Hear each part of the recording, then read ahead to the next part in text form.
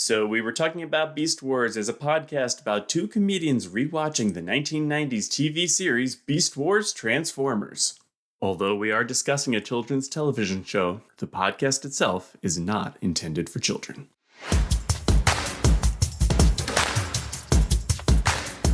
Phil, today we are talking about the probe.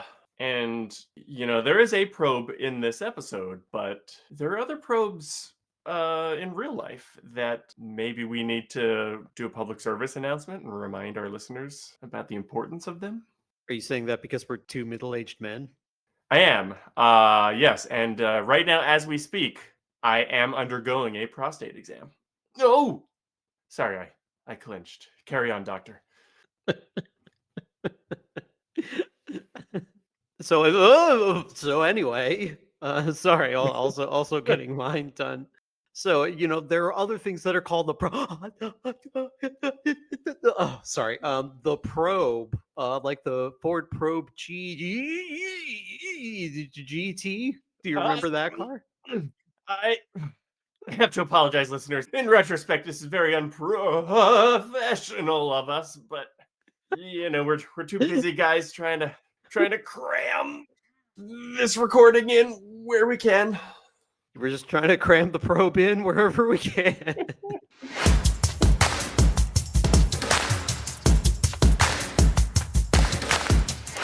So we were talking about Beast Wars. We were talking about Beast Wars. I'm Phil Thomas. I'm Andy Hunter. Thank you, everybody, for listening. We are talking today about Beast Wars Season 1, Episode 11, The Probe. Just a broad recap.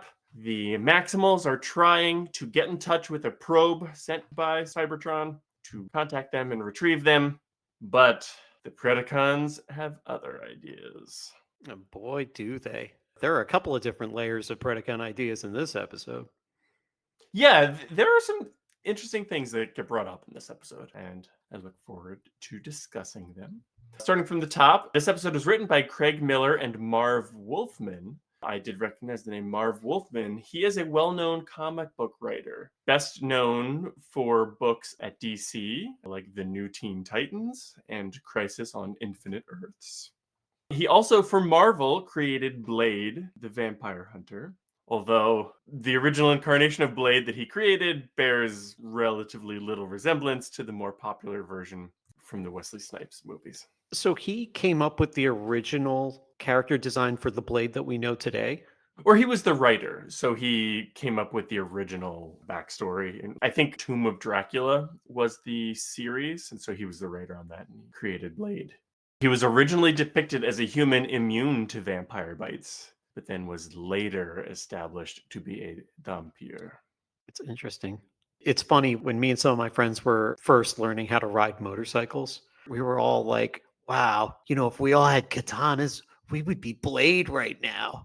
And I'm sure if Blade were here, he would say, there's a lot more to being Blade than riding a motorcycle and having katana. There is? There's also knowing when to drop such cool lines, like some motherfuckers are always trying to ice skate uphill. Well, I actually didn't know that. That is pretty cool.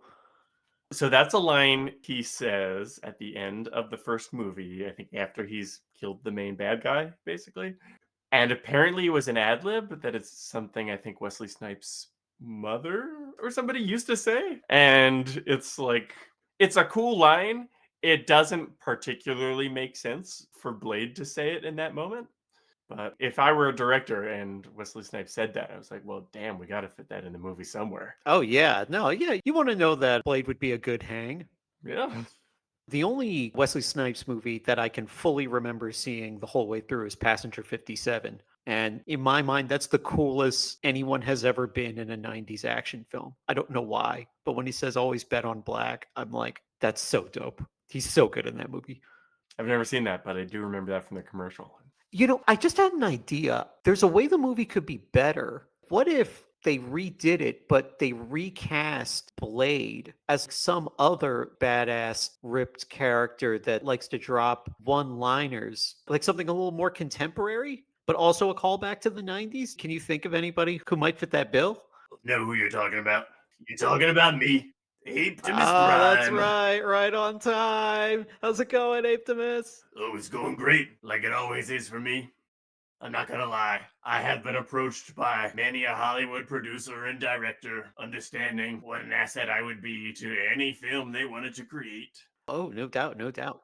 You know, you can imagine me in a number of different scenarios.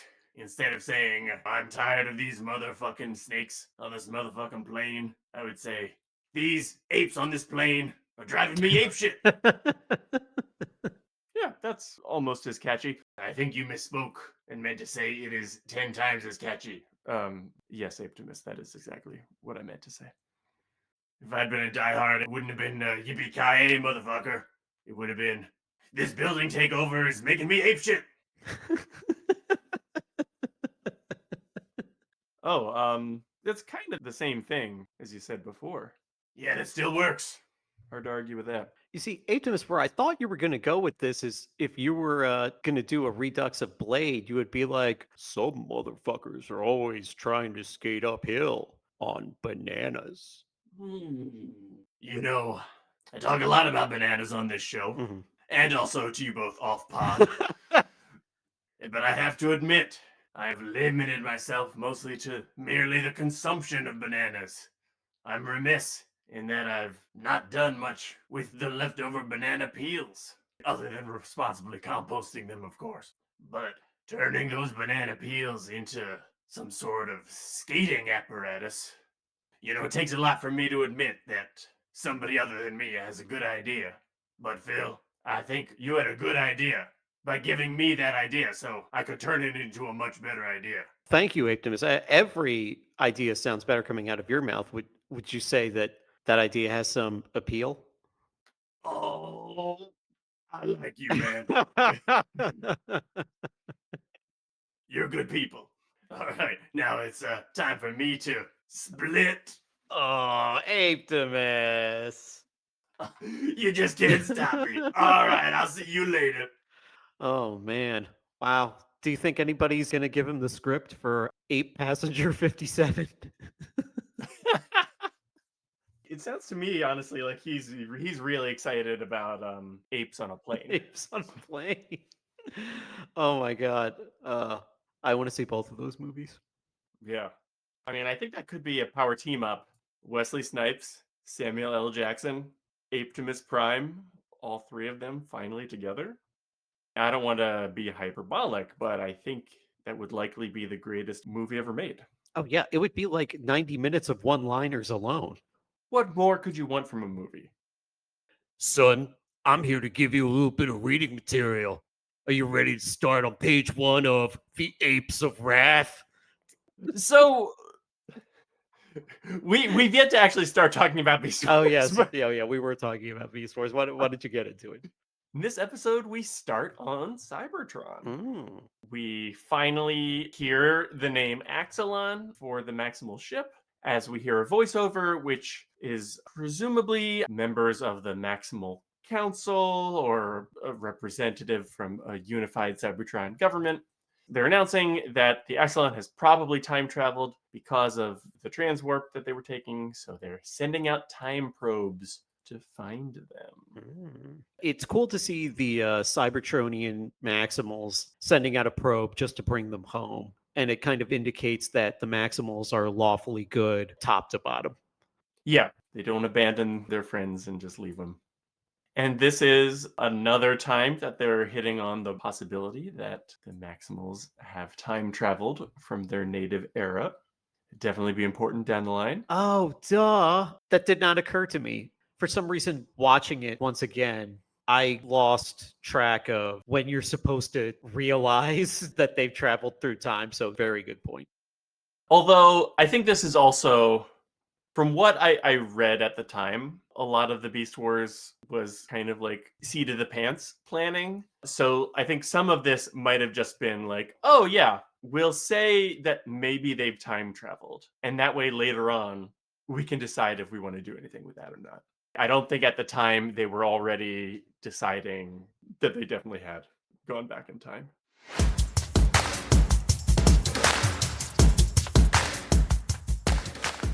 So Optimus, Dinobot, Rat Trap, and Cheetor are returning from some mission or being out and about. Cheetor and Rat Trap race back to the ship, and Optimus gets on their case for not being on their guard. So do you think this is him having learned his lesson from last episode, Guerrilla Warfare, because he remembered that he got ambushed? Or is this just him being a hypocrite? Oh, that's interesting. I think the first thing you suggested makes sense because otherwise I was a little bit lost trying to figure out why they would do this. Rat Trap seems like a little reckless, challenging Cheetor to a run. Physically, I don't even know how he was able to keep up. It did really seem kind of out of character. Yeah. Or the script just ran a couple minutes short. I certainly buy it that they're all together because they didn't want to get ambushed. I think that checks out. Yeah, for sure. They return to the Maximal base, or the Axelon, as we have now been informed it is called. They need to tell Sentinel to stand down in order to enter, so I guess they can't just lower the force field specifically around the door, but leave the rest of the force field up, or have it automatically recognize them and let them in. Doesn't come into play in this episode, but I do like seeing those little intricacies of how things work. Yeah, I do too. One quick note, there's a point where Dinobot says, "Do you think Megatron is wasting his time playing games, fool?" I wrote down in my notes when he said that, it was at this moment that Dinobot really reminded me of my dad. And I read that again. And I was Ooh. just like, yeah, Dinobot really does remind me of my dad. Listeners, read into that what you will. A lot to be said, maybe, for another podcast. That's where we have a Patreon-only podcast, so we were talking about therapy. Dun, dun, dun, dun. So, we were talking about therapy.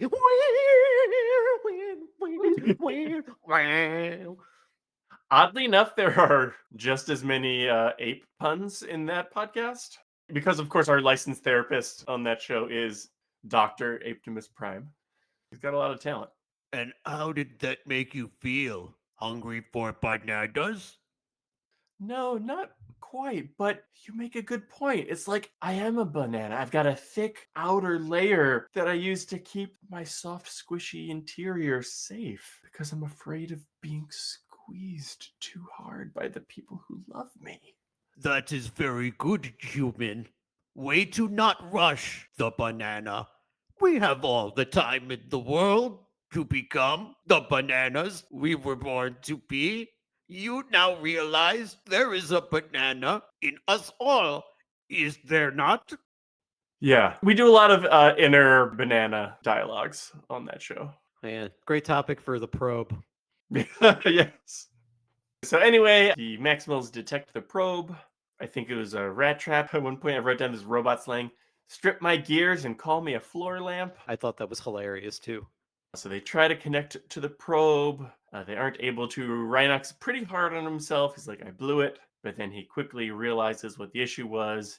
They need to duplicate their transwarp signature because that's what the probe is looking for.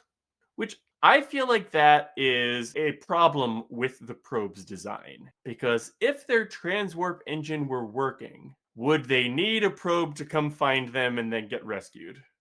Okay, that's certainly a good point. And that's the first plot hole that we uncovered in season one of it. No, I'm just kidding. I'm just messing with- I guess my read on it was in the fast and loose way, they play with the facts, and it's good of you to even give them the time of day on something like that.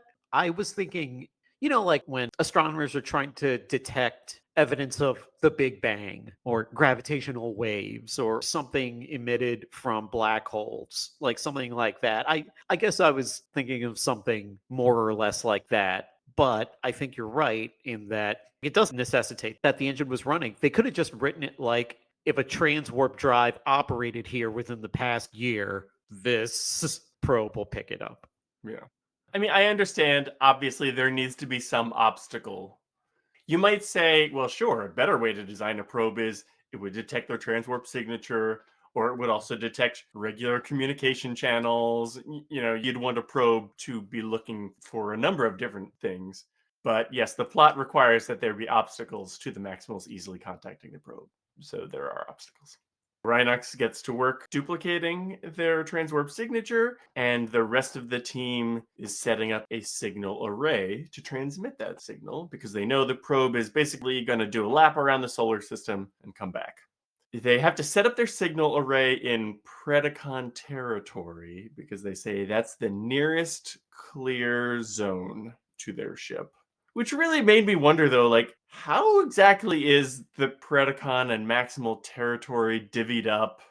Why is it that the closest option would be in Predacon territory? It's not like the Axelon is stuck in a cave or in like a forest with a lot of trees blocking the signal. Like, it already seems super open, so it just seems weird that, like, well, we have to go to Predacon territory to find a flat plane. That is a really great point. My assumption is that the Maximals designated their territory the way any beasts would. Tigertron and Cheetor went out there and, they just peed over everything. Yeah, that makes sense. And as for why that was the one spot that they could build the array, it was the one mountain that didn't have a shit ton of energon underneath. There you go. Yeah, it was the one mountain that was not floating, full of energon. Yeah, as we were talking about it, I did think, oh, maybe it's not so much specifically line of sight to the sky, but also there's a ton of energon both above the surface and underground. So maybe it is just there's a ton of flat plains near the maximal base, but they might all have too much energon under them, and so they would interfere with the signal or something. So there we go. We've come around to justifying this plot requirement. But I also do like the idea of Cheetor and Tigatron roaming around and peeing to mark the maximal territory. Speaking of Tigatron, he is watching their backs while the rest of them build the device. He takes out Waspinator while Waspinator is grumbling about being tired of looking for the Maximals. But it turns out Waspinator was merely bait No. to lure out a Maximal so that Tarantulas could test one of his creepy devices that he uses to strip someone of their free will. Son of a bitch. In this case, it is something that he calls the lens, which transforms Tigatron into beast mode and keeps him from transforming back into robot mode. Given that Tigatron has been established as feeling more tiger than robot, I would have thought that getting stuck in beast mode wouldn't have slowed him down as much as it did. Like, I would have thought that he would have still pounced on Tarantulas as a tiger without getting as thrown off as he was. That's a good point. Once again, I chalk that up to different people writing this episode, and they weren't all in on the Tigertron is mostly tiger theme, so they just kind of did this straight up. Yeah, that they would have write it just like, oh yeah, any of them would get thrown off, and their robot modes are the ones that they usually fight in. And even Tigatron being more used to being a tiger than a robot, it certainly still makes sense that he would be thrown off for a bit. Like, wait, what's going on just with my body? So we'll give that to them. But I feel like this could have been a neat opportunity. Like, had they done something the other way around, had it been one of the other Maximals got taken out first, and then Tigatron came in as backup, it would have been neat to see him rolling with it better. So I think they were trying to do something with Tigertron's reaction, and I think it was foreshadowing. It's like Tigertron thinks he's got it in the bag, and then all of a sudden, Tarantula surprises him and traps him in beast mode. It's like a parallel to the end of the episode. They think they're about to contact Cybertron, and then Megatron shoots something at the radar and blows it up, and now they're trapped again. So that was what I saw out of that, or why they did it. Yeah, that works. One other thing. My notes auto-corrected Tigatron to Rigatoni. So I will be referring to Tigatron as Rigatoni for the rest of this episode. Makes sense. Yeah, I mean, I think honestly in the Italian dub of the show, his name was Rigatoni. I think they changed all the characters' names to just be names of pasta. Oh, yeah. In fact, instead of saying maximize, they say al dente. Yeah. Yeah. Yeah, it's instead of Optimus Primal, it's Postumus Primal. Italian listeners, please feel free to write in and tell us how offensive that joke was. Like a banana, we've got thick skin and we can take it. See.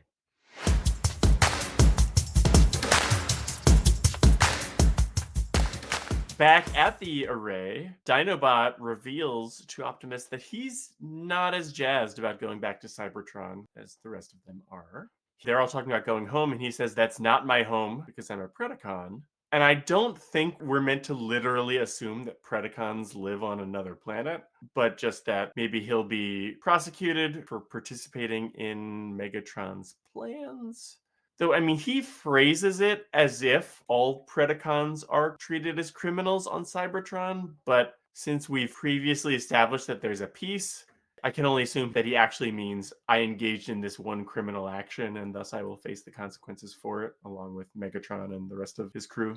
Yeah, I was kind of confused too about whether or not Dinobot would want to remain a Maximal on Cybertron.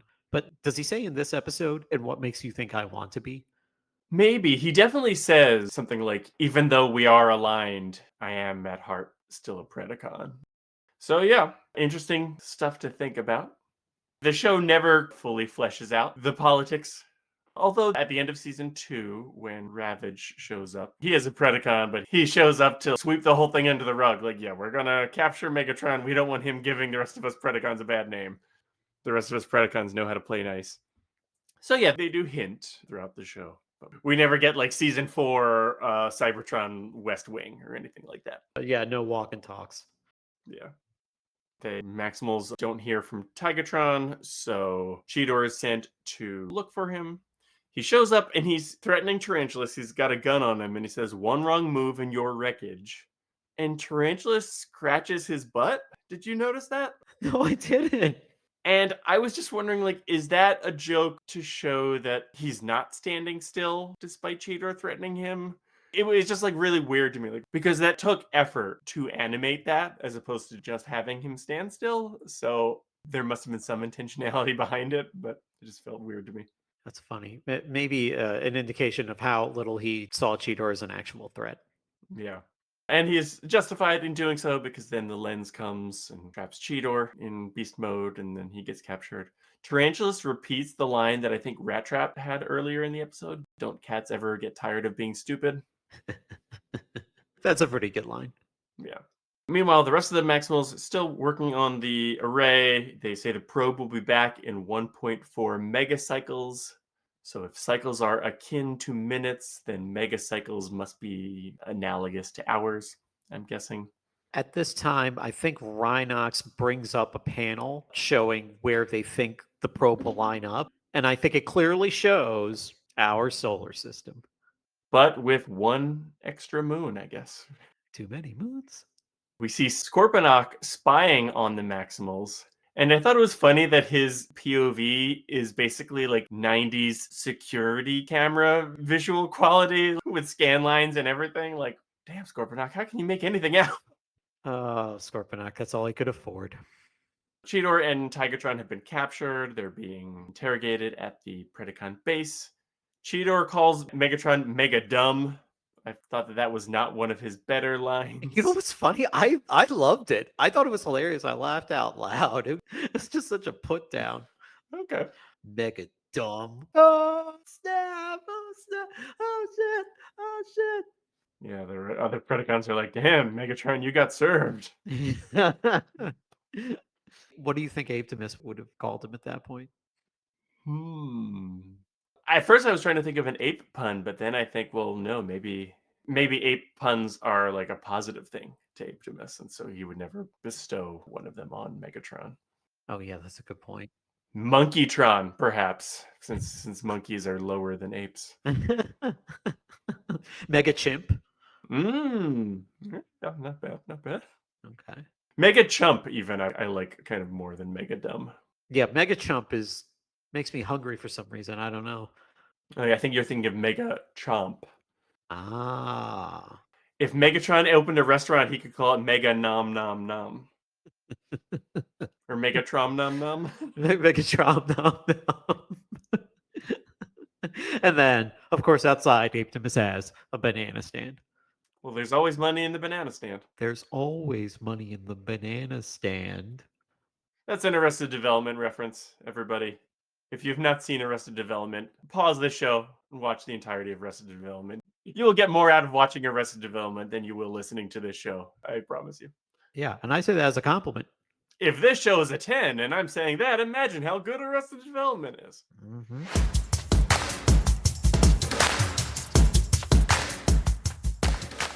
Scorponok attacks the Maximals who are still at the array. Rat Trap blows one of his claws off, which I found very surprising. I mean, usually he doesn't pack that kind of firepower, I guess, other than when he shot Pterosaur's head off in Double Jeopardy. It's funny, I caught that too because you've brought up before all of the discrepancies with the power in Rat Trap's gun. And I was just like, I guess I'm going to go with the charge up theory here. He just really charges up the gun.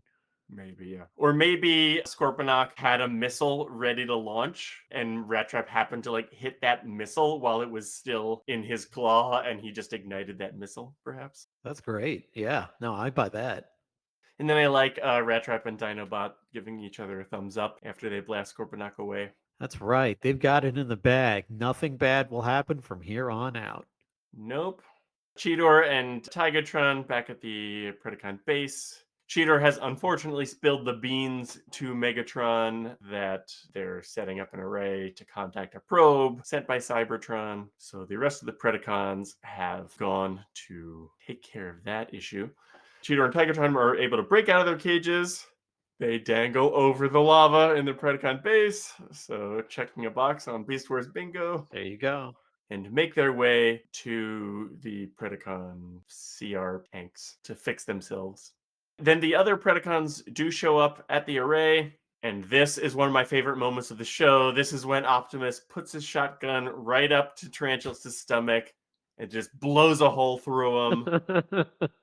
Yes, Optimus was not done being badass just because the episode Guerrilla Warfare is done. Yeah, I think this is the second episode in a row that Optimus impales Tarantulas. I think Tarantulas really deserves to be on the receiving end of an impalement. After all the sucking he's always wanting to do to other people, you should see how it feels. Yeah. Optimus gets zapped into beast mode. He is able to pick up one of their big iron beams to bat away one missile that's headed for the array, but that kind of takes him out. Rhinox gets zapped, and his rhino form doesn't have hands. He can't type in what he needs to finish sending the probe signal, which is a shame because that was after Rhinox punched Megatron. He, I guess, just expected that punch to knock him out forever, forgetting that they're machines and don't necessarily have brains that can be concussed. But I guess even Rhinox can't keep track of what will permanently knock somebody out and what will just daze them for a minute. Just I don't know. Sometimes when I punch people, they're knocked out forever, and sometimes they get up right away. I guess if he didn't get zapped, he would have had enough time from punching him out to do what he needed to do, I think. But you're also right. He could have subdued him a little better there.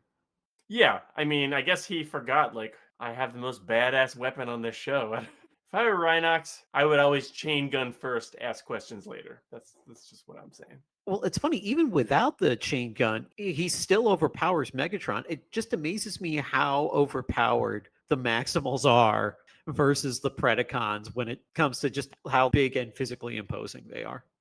Yeah, granted, it always depends on what the plot needs to happen. I'm reminded of a quote by Stan Lee. Well, speaking of comic book creators, as we were earlier in this episode, Stan Lee, the most famous one of all, people were always asking him, who would win in a fight, this person or that person? And his response was always, whoever the writer wants to win. Because the writer is God, the writer can contrive any reason for any character to beat any other character.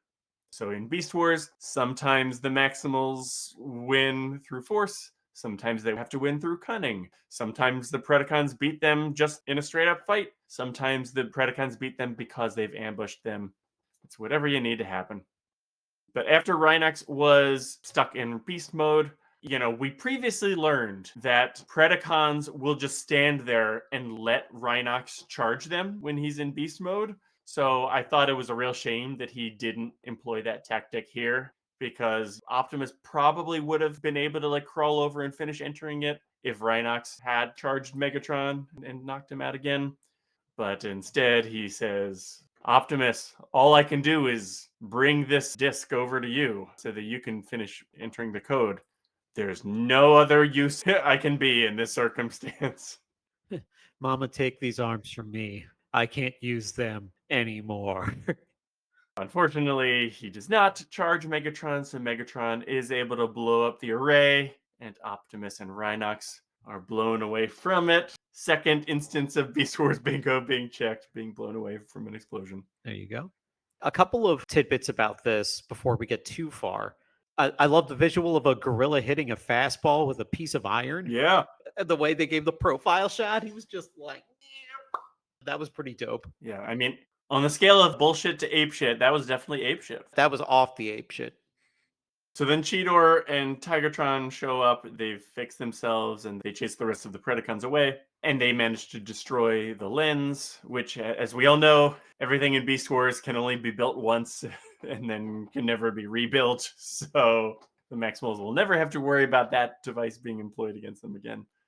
But other than the Maximals destroying that weapon, this was pretty much a straight up victory for the Predacons, which I felt was pretty unusual. That there's not really oh, well, at least we wrecked the Predacon plan, or, we're both equally set back. It was just like, no, the Predacons aren't really any the worse for wear. But this is a major, certainly morale loss for the Maximals, who had been really excited to go home and now aren't.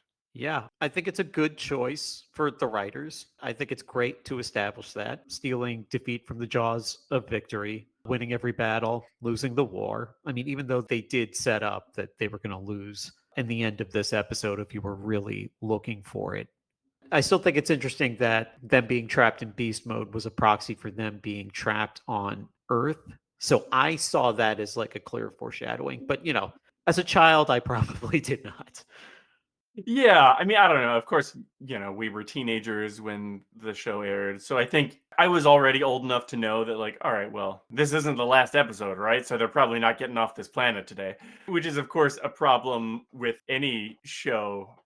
Unlike some other shows that were contemporaneous, I remember Sliders and Star Trek Voyager were both shows where the premise was kind of, oh, we're stuck and we're lost somewhere and we're trying to get home. And that's fine. You can do interesting stories there. But any episode where the characters think they're going to get home, I, as a viewer, am not going to buy it, because the premise of the show is they're never going to get home. So obviously they're not going to get home today. So I like that Beast Wars, it's not every episode is about, will we get home today?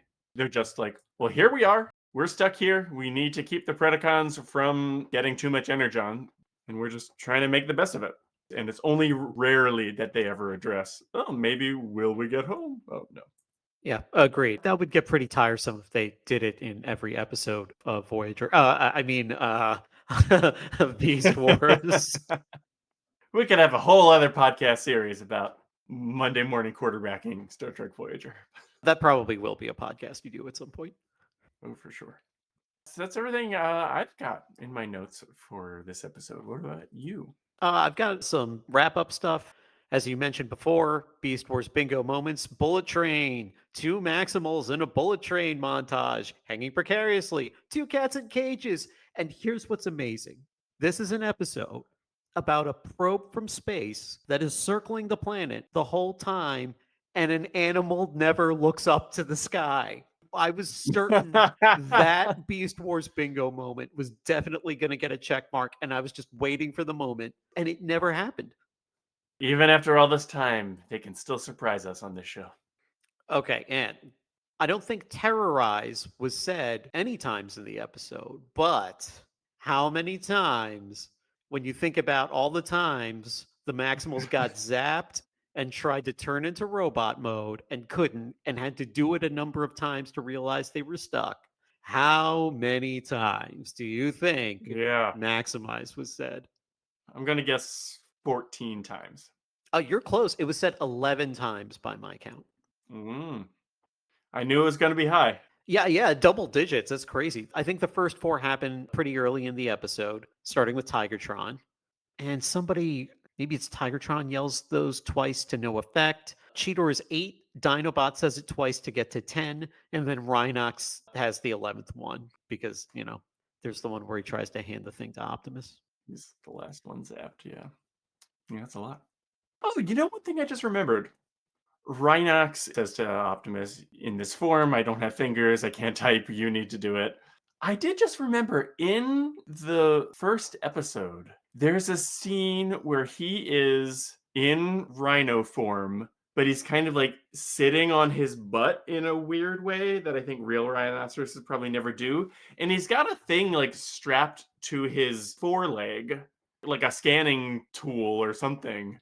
And so, like, were they originally going to act like they could do things in beast mode that they couldn't really? Like, were they going to cheat it and have him pick up stuff with his rhino hooves? And then later on decided, no, let's limit them to what they can actually reasonably do in beast mode? Wow, that's a really good point. I missed that. And that is weird that they would go through all the trouble to make a rhino tool when he could just transform into robot mode and use it. Yeah, although, of course, they have limits to how long they can be in robot mode when outside because too much energon, as the Predacon computer helpfully said in a very scientific sounding way. Too much energon. Oh, yeah. Interesting episode. It's not that often in a kids' show the bad guys just win. Yeah, bad guys did win.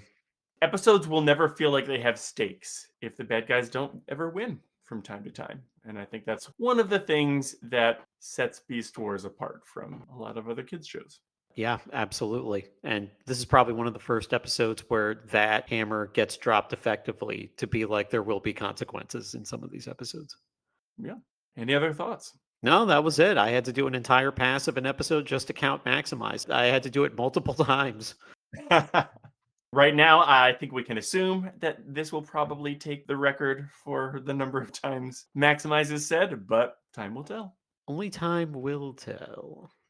So thank you all for listening. If you haven't already, please subscribe and rate our podcast on whatever platform you use to listen to it. Here we are, 11 episodes in, and I'm finally asking people to like and subscribe. But again, thank you for listening. I've been Andy Hunter. I'm Phil Thomas, and who knows? If you go to one of our social media, you might see a couple of posters for Apetimus in, let's see, the Apetimus version of Blade or Ape Passenger 57. Stay tuned.